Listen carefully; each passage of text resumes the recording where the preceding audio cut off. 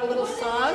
This is for good morning. This is from the Taizé tradition, which is a French, it's in France. It's a community, and they do a lot of religious singing in all kinds of languages.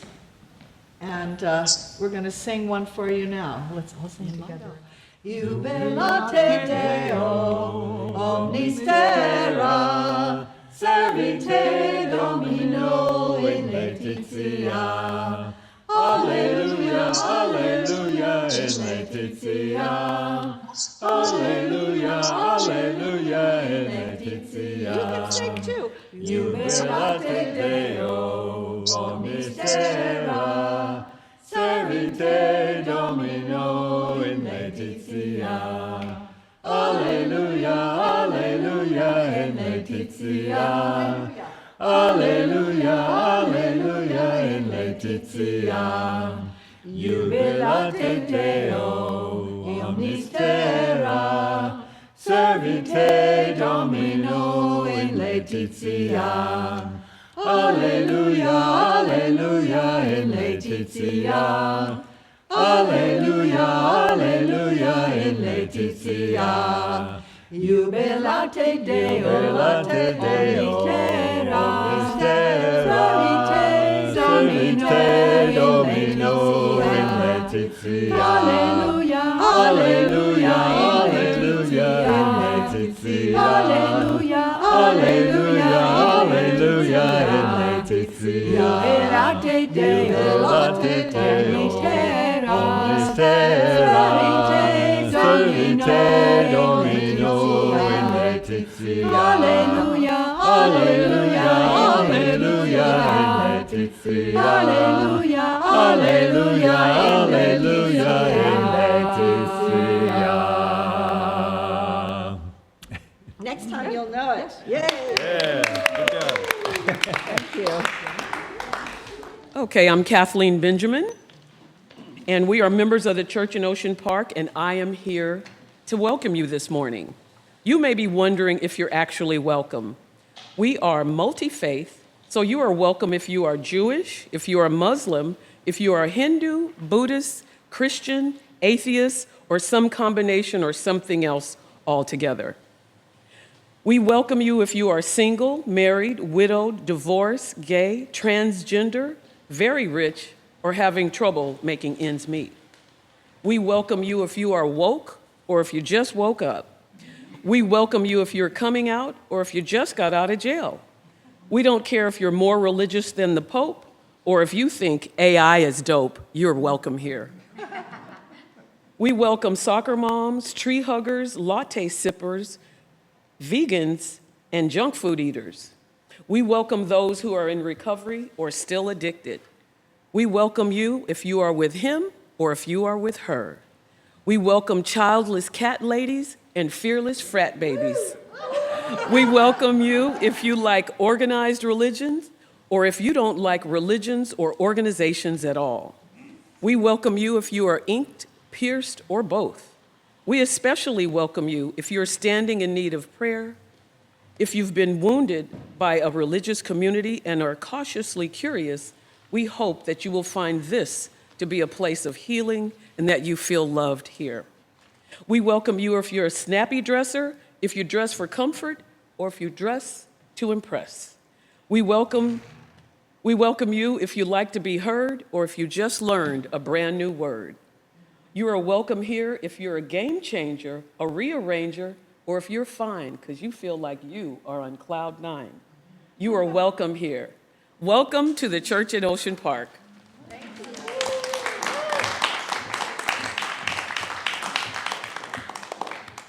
That was Kathleen Benjamin, everybody. All right. I am Janet Gollery McKithen. I'm the minister here at the Church in Ocean Park, and I also welcome you. I'm very glad that you're here. We want to begin by acknowledging that we are currently sitting on stolen land. Santa Monica was taken violently from the Chumash, the Quiche, and the Tongva peoples. We acknowledge the harms of genocide, forced assimilation, enslavement, and destruction at the hands of U.S. settler colonialism. We also acknowledge that our communities and country was built on the backs of people who were stolen from Africa, placed into bondage, and forced into labor. We acknowledge that we benefit from that labor that has never been repaid. In our acknowledgement, let us commit ourselves to healing by helping to create a more just and equitable world, by changing the things that we see, that we do as normal, but are actually systemically hurting people. We all have biases. There's not one person that has no bias, and it takes intentionality to build compassion for people whose lives are very different from ours. We seek at the church in Ocean Park to work across boundaries to tear down unjust systems and build new relationships of justice and of hope. This morning, you'll hear from a variety of people. And if you hear something that you disagree with, just know that they don't speak for the entirety of the church in Ocean Park, though they do speak for themselves at the church as a part of the church in Ocean Park. But your voice is just as important as theirs, no matter if this is your first time here or if you've been here many, many times.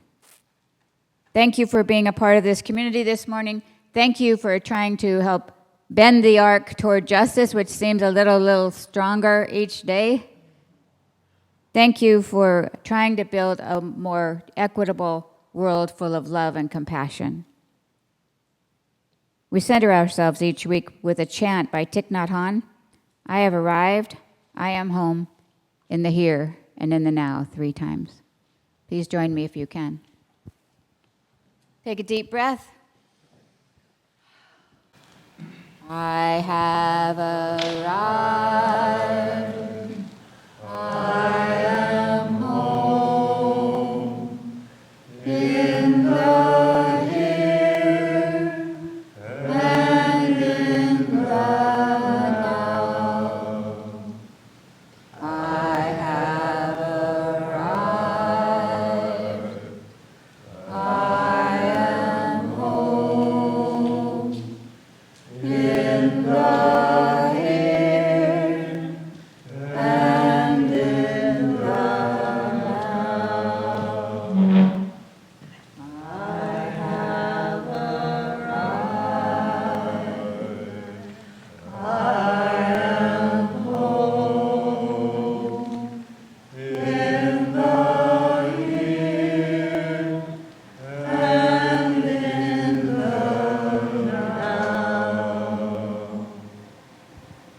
Welcome to the church in Ocean Park.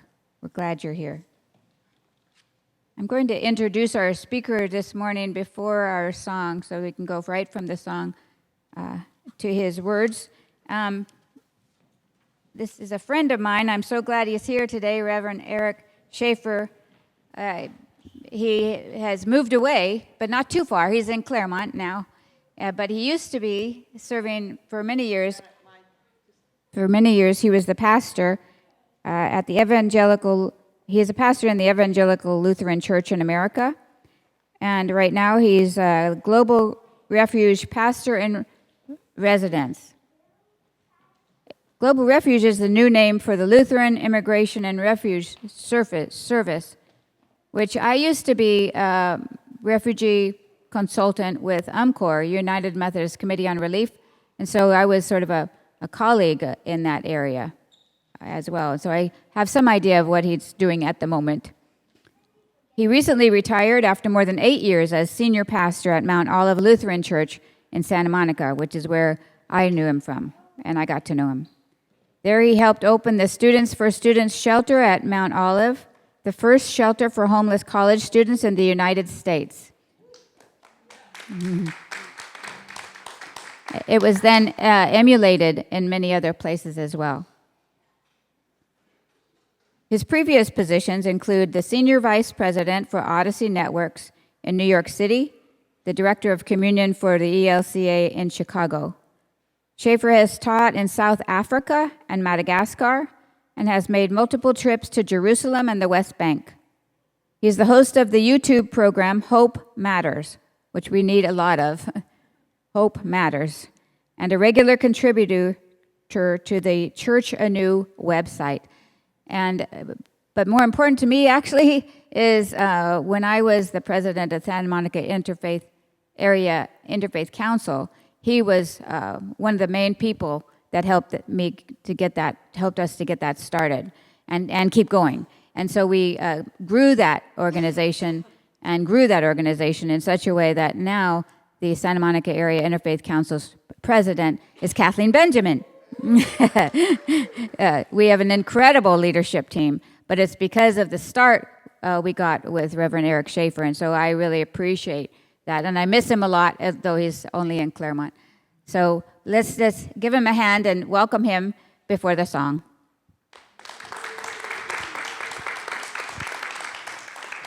I'm Louise Dobbs, and I like to sing here so much, and I like to have you sing with me.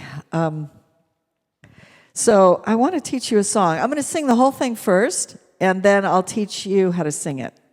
And one of these days, we'll put it in a round. Maybe today, we'll see. If ever there was a time to sing together, now is the time, now is the time. Come and sing with me, sing in harmony. Healing Spirit, come to us, help us find our way to each other. If ever there was a time, if ever there was a time to sing together, now is the time, now is the time.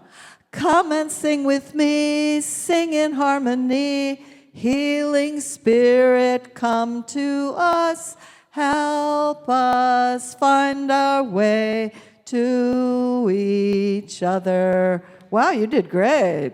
If ever there was a time to sing together, now is the time, now is the time. Come and sing with me, sing in harmony. Healing Spirit, come to us, help us find our way to each other. If ever there was a time to sing together, now is now. Look at you. Come and sing with me, sing in harmony. Healing Spirit, come to us, help us find our way to each other. Oh my God, you guys learned this so fast. Let's do it in two parts. We're going to start here, and then you guys will pick it up. Okay. If ever there was a time to sing together, now is the time, now is the time. If ever there was a time to sing, come to us, now is the time. To each other, if ever, sing in harmony. Healing Spirit, come to us, help us find our way to each other. If ever there was a time, Healing Spirit, come to us, help us find our way to each other. If ever we sing in harmony, Healing Spirit, come to us, help us find our way to each other. Everybody, come and sing with me, sing in harmony. Healing Spirit, come to us, help us find our way to each other. Yes. Well done, my friends. Well done.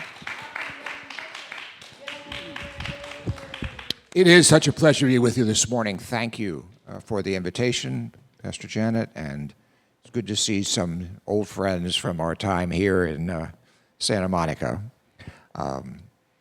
As Pastor Janet said, I was pastor at Mount Olive up the street for more than 8 years. Chris and I live next to the church in the parsonage, and really loved being here. We miss it. But we're living in Claremont, which on a Sunday morning took us only 50 minutes to get here. So hey, you know, other times, well, you know. So Pastor Janet invited me here today to talk about the ministry of Global Refuge, which, as she said, is the new name this year for Lutheran Immigration and Refugee Service, which has been around for 85 years, since 1939. It is the oldest of the agencies doing this work in the U.S. In the U.S., just for some background, there are 9 faith-based agencies, Christian and Jewish, who are approved by the United Nations and the U.S. government to work with refugees. Global Refuge is one of these. Pastor Janet, working with UMCOR, worked with Church World Service, which is another, which Lutherans are also part of.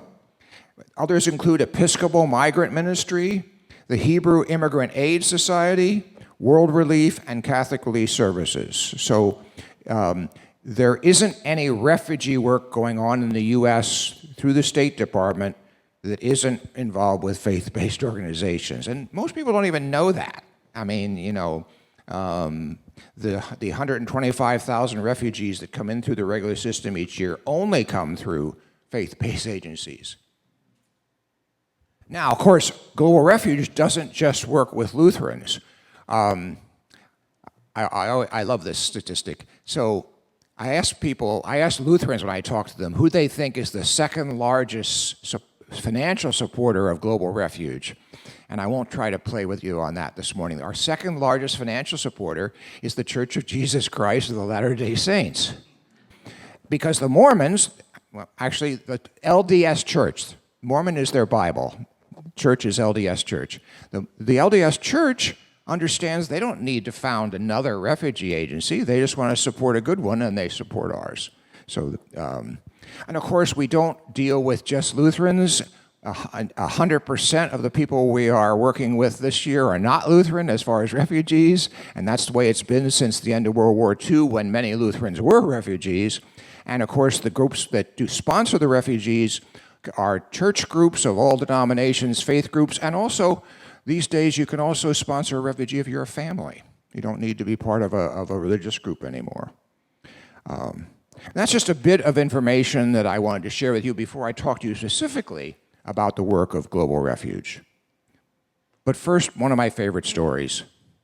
And my dear wife, Chris, who's with me this morning, has heard this story too many times, but here we go again.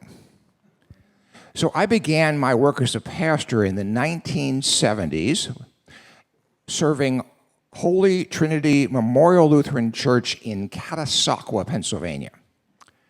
Now that's just north of Allentown, Pennsylvania. And it's an old iron and silk town. And even in the 1970s, well, that town was already past its prime. And the church was small, and it was not in great shape. The pastor, before we arrived, had basically been dysfunctioning for about 2 years. The lay people had been doing their best they could to hold the place together. So it was a wonderful place to start ministry, but there was a lot of work to do. And shortly after I arrived, I got a phone call from the local refugee agency, Lutheran Services of the Lehigh Valley. And they worked with Global Refuge, and they had a Vietnamese family sponsored by a congregation a distance from where we were, but the family had found a cheap apartment in our depressed town. So they were looking for a congregation to take over sponsorship of this Vietnamese refugee family. Now, this is the 1970s, and some of you are old enough to remember. I knew all about the boat people and the so-called boat people and the massive refugee crisis in Southeast Asia following the end of the war in Vietnam, with Vietnamese fleeing communism and Cambodians fleeing government-sanctioned mass genocide. But I also knew that I had just arrived. We're a small place. Things hadn't gone so well. And I really, when I first got the call, I didn't think we could do this. I really didn't. I thought, this isn't going to work. But I told them I'd get back to them. So I talked with Chris about it, prayed about it, thought about it. And in that process, I happened to talk to my older brother, Byron. And I told Byron that I was struggling with this decision. And he said, well, what are you going to tell your grandchildren? What are you going to tell your grandchildren how you responded to this massive crisis in our world? We took on the family, and as those of you who have been involved in refugee work know, it was a life-changing experience for the volunteers that worked with the family. Not long afterward, we sponsored 2 Cambodian refugee families, and they actually became part of our congregation and part of our life in ways that we could never have imagined. Now, I think we're in another one of those, what are we going to tell our grandchildren times in this country and in the world? Think of the immigration crisis in the world, or in the USA. Just take the USA.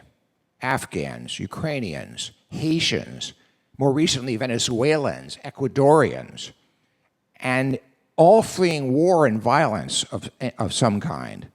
And even more from so many other places coming in along our southern border. What will we tell our grandchildren about how we responded? And you won't be surprised with that introduction that I suggest that involvement with Global Refuge might be a way for you to respond also. For 85 years, Global Refuge has worked with immigrants and refugees from all over the world, helping them resettle here in the USA. And over these 85 years, Global Refuge has helped refugees from Hungary, Cuba, Vietnam, Cambodia, Burma, and the list goes on and on and on. During these 85 years, congregations have sponsored 750,000 refugees. It's amazing. The work continues today as we help resettle Afghans, Haitians, Ukrainians, now Venezuelans, Ecuadorians, and others. And last year, our agency alone resettled about 14,000 refugees. To serve these refugees, we have 55 resettlement centers across the USA. And congregations and individual families, as I said earlier, can still sponsor refugees, but there are so many other ways you can be involved in this work if you want to. And they're all outlined on our website, pretty easy to remember, globalrefuge.org. For example, we're very active helping the tens of thousands of unaccompanied minor children who come into our country each year. I want you to think back several years ago to another president than Joe Biden. Do you remember the children in cages? How can we forget, right? Well, when the children were in cages, we got a call from the federal government and said, we need help finding foster families for these children. And within days and weeks, we found foster families for 5,600 children who were in and got them out of the cages. And we've just started this year with something new. We've always worked at Global Refuge in the USA, working with refugees and immigrants from other countries. But this year we opened an office in Guatemala. Guatemala is the place where half the children who come across the border have come from in recent years. And so 2 things we wanted to do in Guatemala. We wanted to see if we could help Guatemala so people wouldn't have to leave. And also, frankly, a lot of these children are sent back. And then what do they do? So we wanted to work with the children on both sides of the coin when they come back, if they're deported, and also so that they might not have to leave. We've recently started a bank to give microloans to immigrants and refugee families, and we're working with U.S. businesses who are hungry for employees with jobs that no one here in the U.S. who's already a citizen wants to take. And all this is outlined on our website. There it is again, globalrefuge.org. You'll find information on these efforts, plus prayer and study materials, opportunities for financial support, outreach to people in detention centers, and advocacy with state, local, and national leaders. Right now, for example, we need to be telling our representatives in Congress that they need to bring the Afghan Adjustment Act to a vote. And the Afghan Adjustment Act is a bipartisan act of Congress that will give the 150,000 Afghans who were brought here after the war ended the right to stay here. Technically, they were given a 2-year window to come here, and my friends, that window is up in August, in a few days. Now, I don't believe that, well, first of all, there's nothing for them to go back to, right? So they can't go back. I don't believe they will be sent back, even without the act. I believe if the government tried to send them back, our veterans would stop them, who are very invested in the Afghan refugees. But we need to tell Congress, Republicans and Democrats alike, to get off their bottoms and pass the Afghan Adjustment Act. And we're going to need a similar act for Ukrainians who were brought in the same way, 100,000 under special, so that they could be here, because they also, maybe, God help us, with the war in Ukraine ever ends, maybe some of the Ukrainians will have something to go back to. But you've seen the news. I don't think so. I'm afraid there won't be much for them to go back to. Another thing you can do, that everyone can do, no matter how young and old you are, is you can go to our website and sign up for our newsletter, which tells about everything that's going on in immigration, refugee, and migration work, globalrefuge.org. So my prayer for you this morning is that you involve yourself with Global Refuge or any of those other agencies working on these important issues in our country today. Thank you.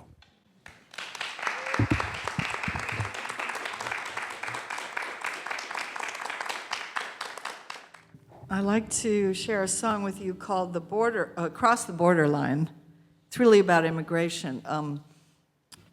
This was written by a number of people, but I will mention Ry Cooter was one of the writers. He was in this church at one time. Forget why. Somebody, I guess a communitas.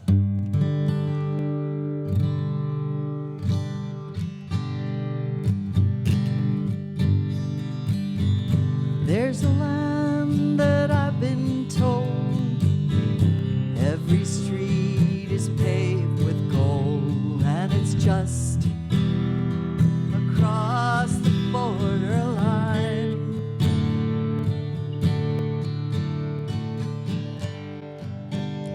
And when it's time to take your turn, there's one lesson you may learn, that you could lose more than you hope to find. When you reach the broken promised land, and every dream slips through your hand, then you'll know it's too late to change your mind. Because you've paid the price to come this far, just to wind up where you are, and you're still just across the borderline. Up and down the Rio Grande, 1,000 footprints in the sand reveal a secret that no one can define.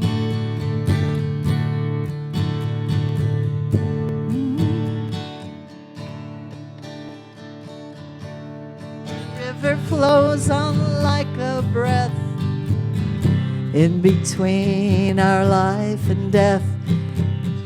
You have much to lose across the borderline. When you paid the price to come this far, just to wind up where you are, and you're still just across the borderline. When you reach the broken promised land, and every dream slips through your hand, then you'll know it's too late to change your mind. And you paid the price to come this far, just to wind up where you are, 'cause you're still just across the borderline, 'cause you're still just across the borderline.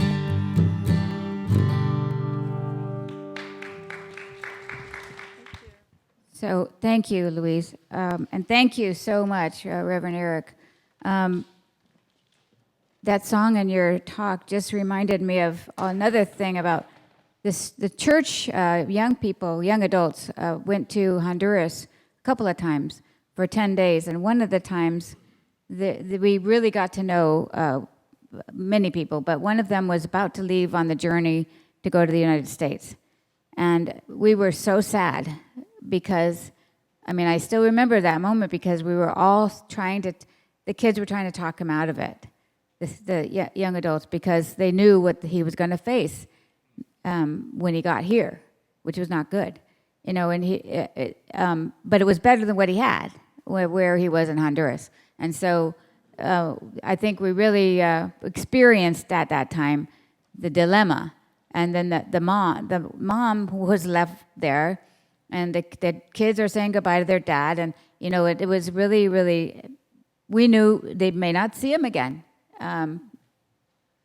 First, he has to travel through Mexico, and then he has to get here. So the whole journey is not is really, really difficult. So you can just what I was always struggling with is trying to get people to see how much pain there has to be for someone to actually leave their own place.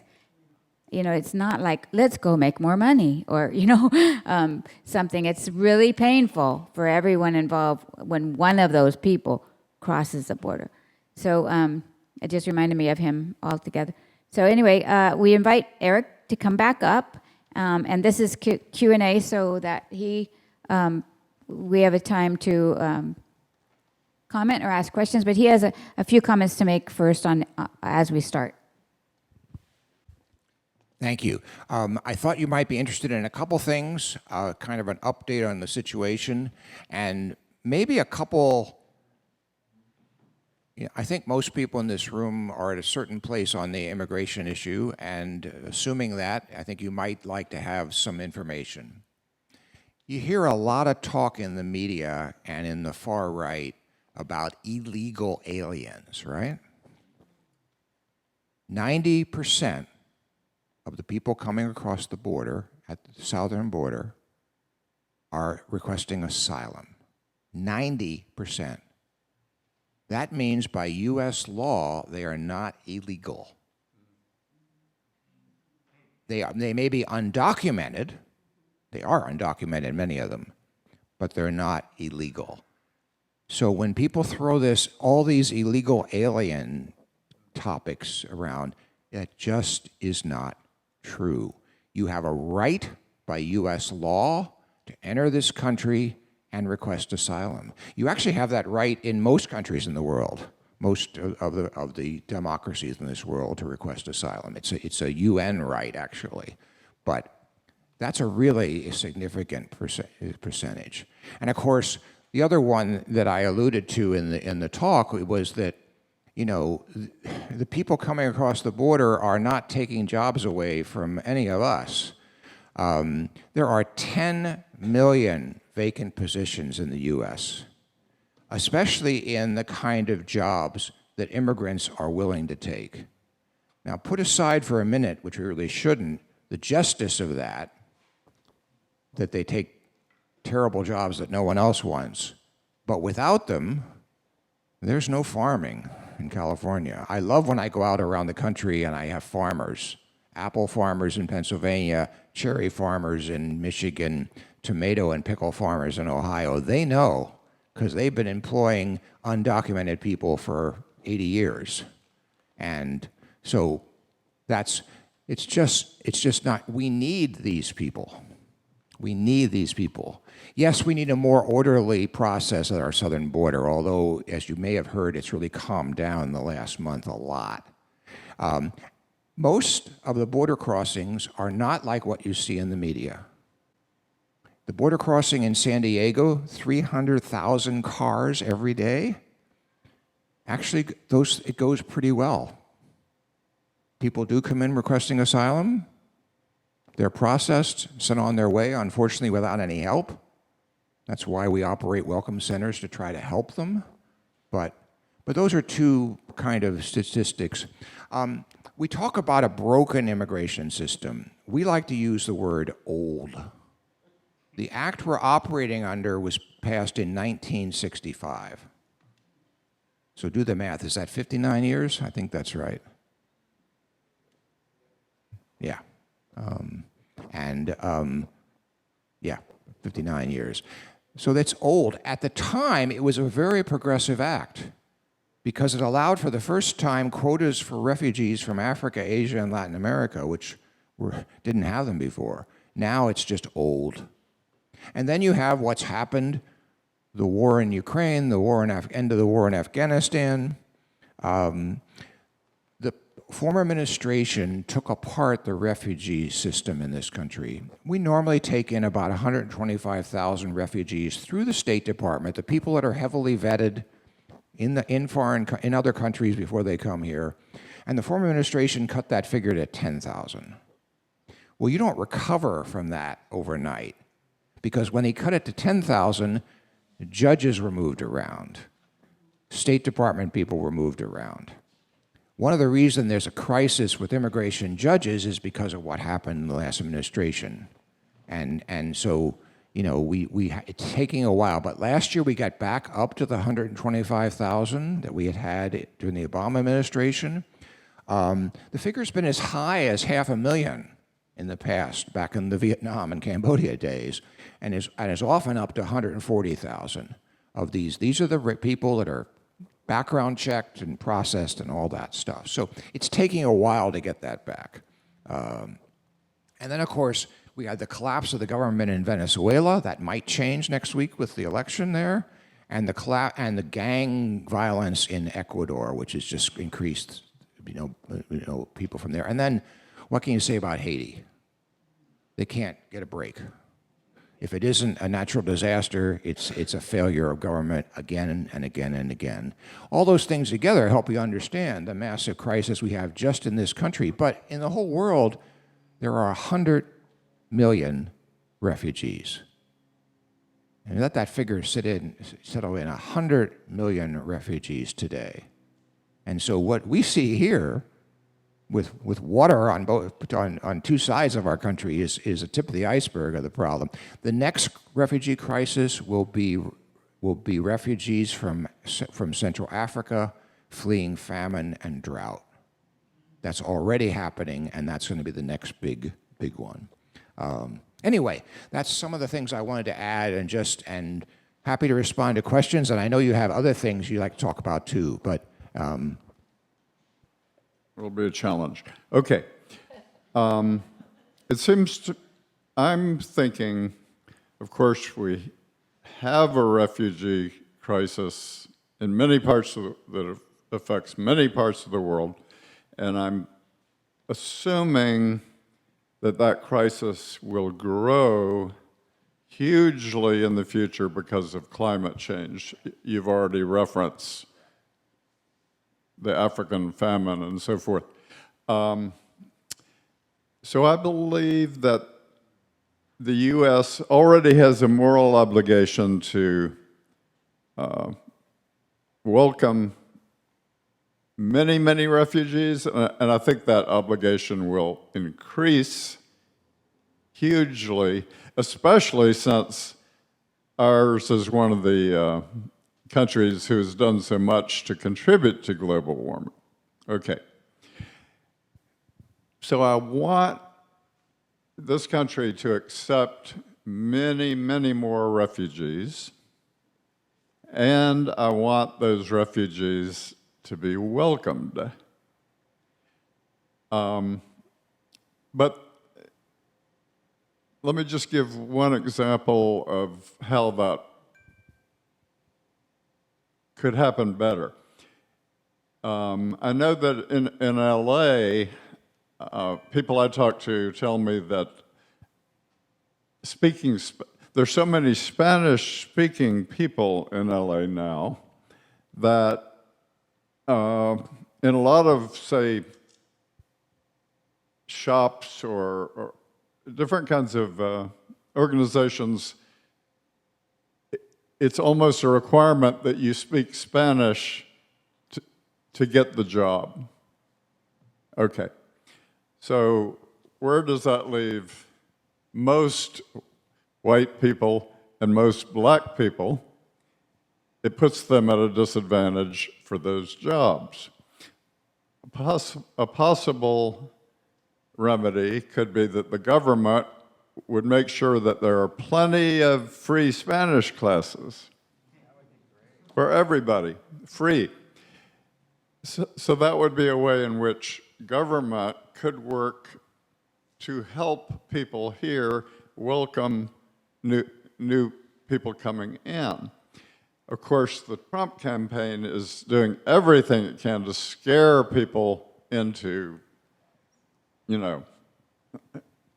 unwelcoming postures, to say the least. But I'm just wondering, it just seems like our government needs to do so much more, both for those who are needing to deal with refugees coming in and for the refugees themselves. And in the campaign, it seems to me, is also pushing the Democrats to the right. And I'd love your comments on some of these thoughts. You may disagree or add. We are officially a non-political organization, and I have to be a little careful, but we're among friends. So what you say is true,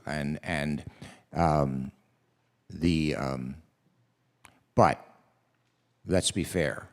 Republicans and Democrats alike have messed this up. We had a chance to fix this when the Democrats had control of the House and Senate. We had a chance to fix this when the Republicans had control of the House and Senate, and neither party did it.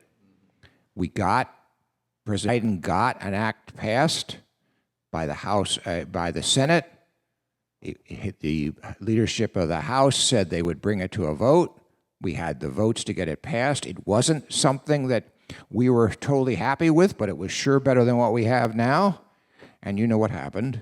Some would-be presidential candidate told the people not to bring it forward, and it didn't get voted on. So we had a chance there. And now, the one caveat I would give to you on the Spanish speaking is that Pastor Maria works for us at the southern border, and she told me a story recently of 80 asylum seekers who were dumped on this side of the southern border with no help. And so she went there to feed them. The largest number of that group of 80 were Ethiopians. The second largest group of that 80 were Jamaicans. The third largest group of that 80 were another non-Spanish. It went down to the fourth largest group till she got to a Spanish-speaking country they were from. I think it was Honduras, actually.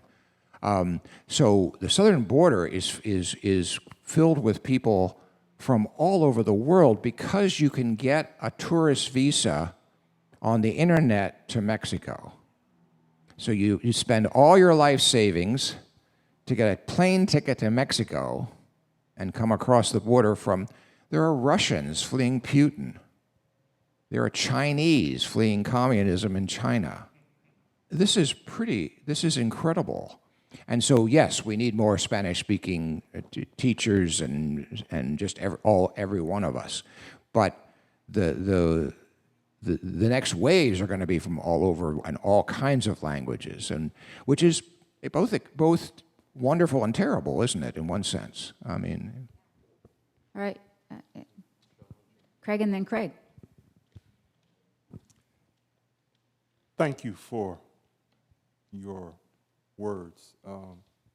Nice to see you again, too. It's always a pleasure. Speaking in I guess you could say, non-political capacity, if I understand correctly, the founder of your faith has been in battle, with institutions much more powerful than he, and has waged a significant war because he was, if I understand correctly, was a fierce advocate of the impoverished. And so based on close to the 1,000-year battle that you've been having with that element that seeks to disrupt and keep those impoverished, what would you advise those folks keeping your distance politically from those who want to more or less gear up for the fight? Because this border crisis, that's a hot topic. And based on your expertise, what would you suggest be looked at in the way of out-of-the-box thinking as part of a strategy to address that right thinking? Thank you. And I didn't pay him to ask that question. So, first of all, though, I want to say the three faiths of Abraham, Judaism, Islam, and Christianity, all speak of welcoming the stranger again and again and again. I do not believe you can be a Christian, a Jew, or a Muslim and not be supportive of immigration and welcoming the stranger. It's in our, you know, what, Pastor Janet, it's one of the top three things that the Old and New Testament, the Quran, talk about again and again and again. And as Christians, we know Jesus was a double refugee. He fled to Egypt and then couldn't go to one home. He had to go to another. But it goes back to, back to Genesis. Remember the fall of Sodom and Gomorrah in the Old Testament? Do you know why Sodom and Gomorrah fell? Well, Ezekiel tells us it's because they didn't welcome the stranger. Isn't it interesting that that text is used against homosexuals? It has nothing to do with homosexuals, but, there it is. So what do we do? What do we do? All of us in our own style can pray.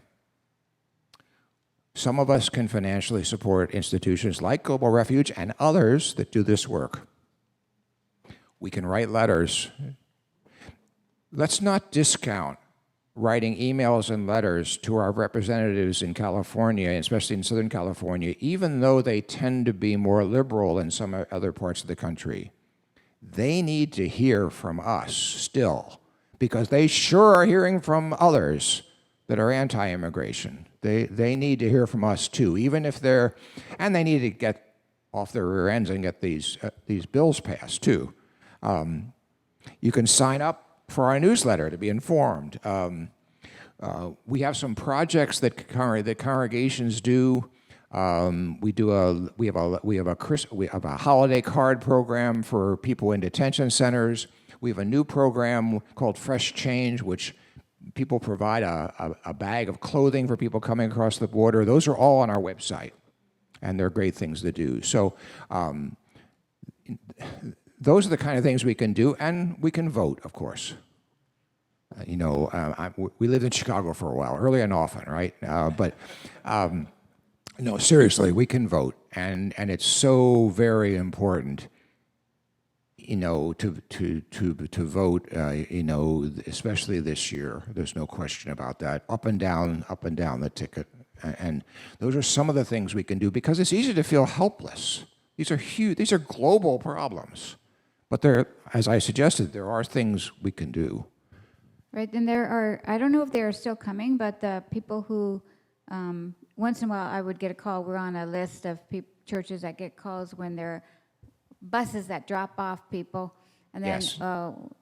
Some of us have been responding to those. Yeah, so especially the governor of Texas has been sending buses of immigrants who are lied to get them on the buses to cities that have Democratic mayors.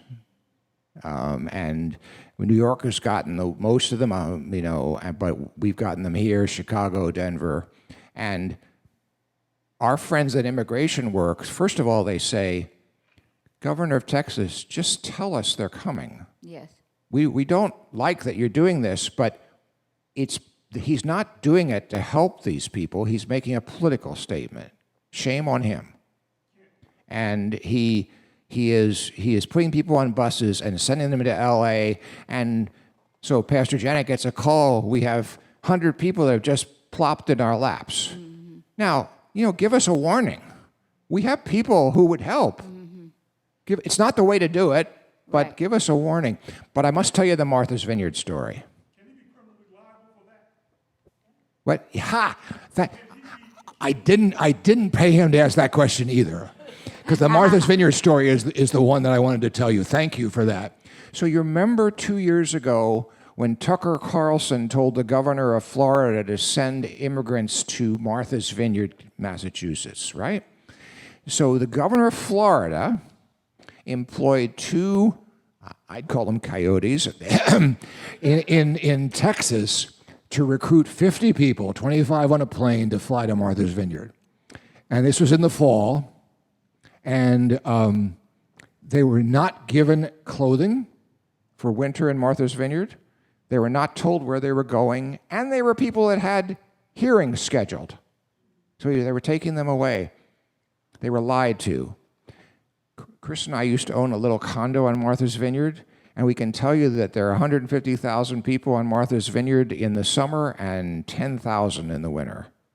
And the people left in the winter are the school teachers and the cops and the firefighters, and there aren't many people there. And what Tucker Carlson was saying, all those rich liberals, well, in the wintertime, they're not there. They scrape by. The people in Martha's Vineyard were surprised by these two planes. The Jewish and Christian community opened their doors for them, and they got them. Okay, this relates to your question. So the sheriff in Texas smelled a rat, and so he realized that there was something wrong here, and so he filed charges against the two coyotes, and he's considering filing charges against the governor of Florida because a crime had been done to these 50 people. By U.S. law, when an immigrant, documented or undocumented, legal or illegal, when a crime has been committed against them, they get an immediate visa to stay here. God has a sense of humor. All those people on the plane now have to don't go through all this process. They have a visa and they can work. They can work, and of course, some of them stayed at Martha's Vineyard and are working 2 and 3 jobs because that's what they do. Yeah, Is that a permanent visa? A permanent? It is a permanent visa. God bless them. Yeah, it's a V2. Janet, does that sound right? I think it's something like that. But it's a great story. So have that in your pocket. God has a sense of humor, and they're safe now. Anyway, did you have to the next others? Craig. Yeah. So I had a kind of follow-on question about the climate change thing, and the other refugees, because of war, political reasons, and all of that, I know if you could change those things, they wouldn't necessarily come. Nobody wants to uproot themselves. Are there things that are being done, either in your organization or in other places, relative to the reality of climate change about adaptation in terms of, some of it is retreat, is a big topic in the climate change world, but are there things happening, say, in Africa that have to do with farming in a hotter, more arid region, or things like that could give some hope? And that's my question. Then the next one, and it made me think about something, and this was at work a few years ago, and it's the interesting, when you started talking about the refugees at the end of the Vietnam War. And I was with people I worked with, and we were talking at lunch, and I found out that a number of, these were infant children who made it, their families made it from out of Vietnam or out of Cambodia to refugee camps. They they were part of some of the boat, fleeing, and they'd made it and were, they'd gone to college, they had graduated. I'm an architect, they're working in the profession. And it was like makes my story of growing up look pretty mild in comparison, but it's sort of really positive that they're, immigrants are positive and they contribute, and it's not a bad thing at all. So that was just a comment. My question is about the climate change part. And I'm not an expert in climate change, but I can tell you that if the nations of the world go along with the documents they've signed about climate change, it will change things for people who are being affected by climate change. So far, the U.S. has signed it but been reluctant, and China and Russia. So if the three, if India, China, Russia, and the U.S. don't take a leadership in this, it ain't going to happen, because that's most of the world's population when those four countries, when you think about that. I know that the global relief agencies, and again, Pastor Janet and I know a number of these. We know Lutheran World Relief. There is World Relief. A Church World Service does that work also. They are actively working on plants and farming methods to respond to. But if there's no rain at all, it's a desert. And so there are some things you can do to, in lesser, in more arid, in drier climates, but there's a point, what are we now calling it, Chris, instead of care for the earth? Restoring the earth. Which is a UN-approved terminology. Right. We're beyond, with climate change, we're beyond care for the earth. Now we have to be involved with restoring the earth. Great. And there's two over here, and then we'll go online.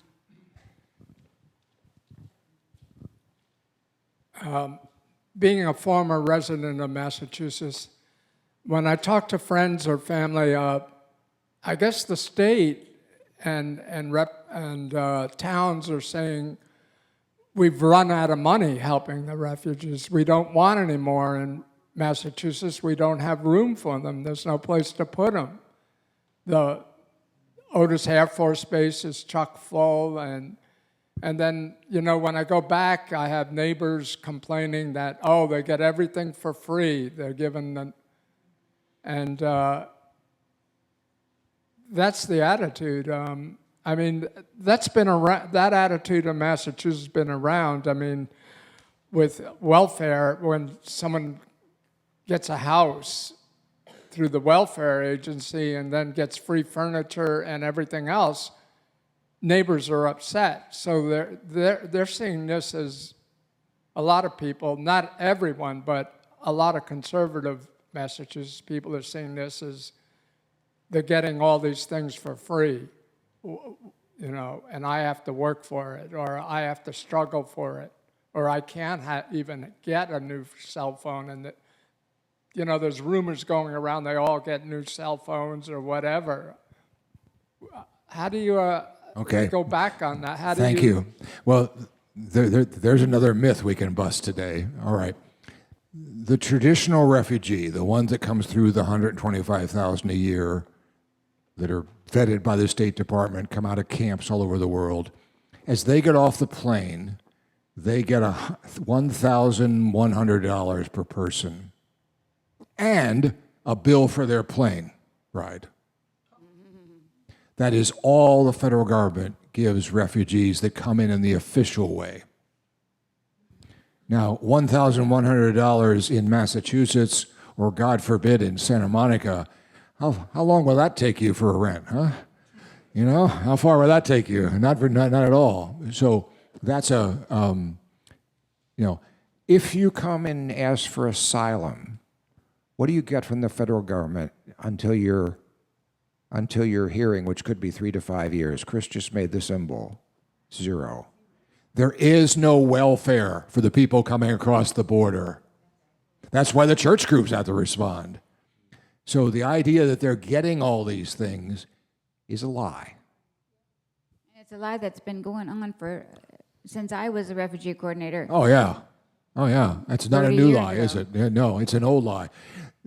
As I said, people, especially coming across the southern border, have probably spent their life savings to get this ticket to get to Mexico, and you've seen it. They're coming across the border with nothing, and there's no money in their pocket. Now, do many have cell phones? Yes. State Department has a program at the southern border with an app on your phone.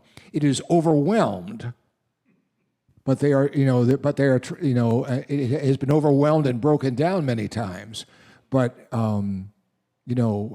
anyway, so the truth is there isn't money for them.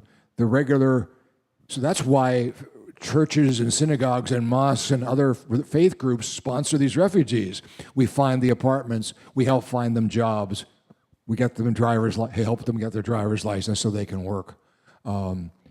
Every single refugee family and immigrant family I worked with wants to work and refuses. Often they refuse money. They don't want to take money from us. They want to provide for themselves and their families. That's why they came here. Hello, good morning. Thank you so much, Rev, for the work you're doing, and Chris, for the work you're doing, your wife. You hear my accent. I'm from Jamaica. And so when you mention how many people on the border are from Jamaica, and how so much of it ties into, one, when I was growing up, the idea that people are coming and getting something for zero, right? So this is a colonial settler space. So it is whoever has been here from Europe, apart from the indigenous people, got here for zero. The whole concept of paying for property is new. It was all these countries had land in common, right? Even in England, right? There was the Commonwealth that, you could plant and everybody could share and could eat. So the notion of private property itself creates a problem. And growing up, I would hear about the boat people, right? Well, it turns out that being on the boat was the best thing, from a standard, because when the place is flooded, they were working with the ecology. When the season is dry, the house stays there. When it's time to flood, the house floats down the river and comes back up. They had the perfect kind of housing for their environment. Now, what we're having, like in places in Jamaica, because of this notion of private property, a lot of the hotels are being bought out and the beaches have become private property. The fishermen have nowhere to go. They have mashed down the marshes for these ugly cruise ships to come in so that you can't even have enough fawning. It has affected thousands of hillsides are falling down. So just like in Gaza and so on, where they have created these, the colonial powers have created these forced barriers so that the population, like the fish, can't move with the season and with the food and with the ecology. So this is how deep Yeah, the thank you. changes that are going to happen. You're absolutely right. take It's place. new colonialism, isn't Right, it? it's a new Or back to, colonialism. or maybe it's Same thing it's old continues. colonialism that continues, That right? continues, It yeah. just has a new face. New thing. Colonialism with a friendly face. That's pretty scary, when you think about it. But you're right. And it's all about money, isn't it? That's the sad part. So when we see these beautiful pictures of a tourist thing out in the sea, and you can walk and look down, this is what it is doing to the people. Exactly. Thank you.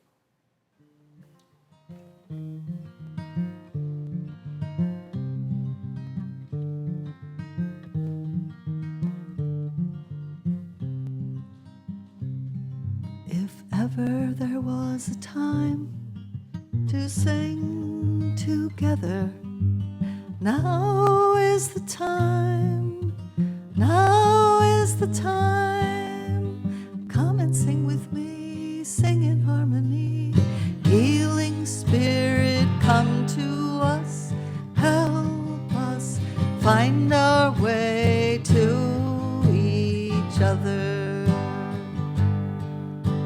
If ever there was a time to sing together, now is the time. Now is the time. Come and sing with me, sing in harmony. Healing Spirit, come to us, help us find our way to each other. If ever there was a time to sing together, now is the time. Now is the time. Come and sing with me, sing in harmony. Healing Spirit, come to us. Help us to find our way to each other.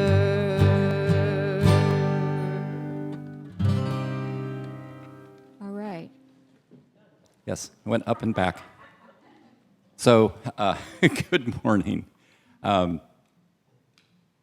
think we heard there's a lot of need in this world that needs support. And so, Reverend Eric and Chris, thank you for the message, but I'm here to ask you to share with the church first. But certainly the Global Refugee organization is worthwhile as well. You could do both of them. But today, things you put in here are for the church in Ocean Park. The little bucket in our tradition is for coins, if you still use them or find them on the street.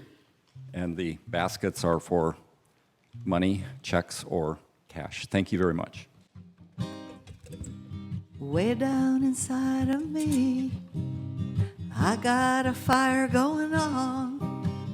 Way down inside of me, I got a fire going on.